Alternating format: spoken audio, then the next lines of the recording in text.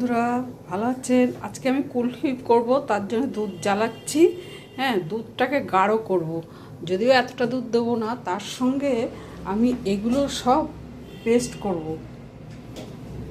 এই যে এটা 1 চামচের মতো অ্যারারুট আছে, চিনি আছে 2 চামচের মতো, কাঠবাদাম 2টো বিস্কুট, আর এই চীনাবাদাম সব একসঙ্গে পেস্ট করে নেবো। ম্যাঙ্গো কুলফি বানাবো।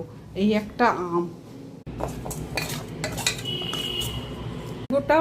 আমটাও দিয়ে দিয়েছি, সব একসঙ্গে একটুখানি জাস্ট ভেজে নেব। এবার এই দুধে আমি পাউডার মিল্ক মেশাচ্ছি। ঠান্ডা হয়ে গেছে। এবার দুধটা আমার ফুল ফ্যাট ছিল। এবার এই পেস্টটা এরকমভাবে মেশাবো সব আস্তে আস্তে 1 চামচ করে।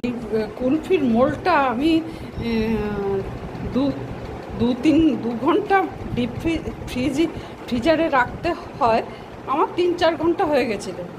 আর এই মুখ একটু খালি রেখে তবে দিতে হয়, কেন এইটা ঢোকাতে হবে তো। আর এই যে কুলফি হয়ে গেছে।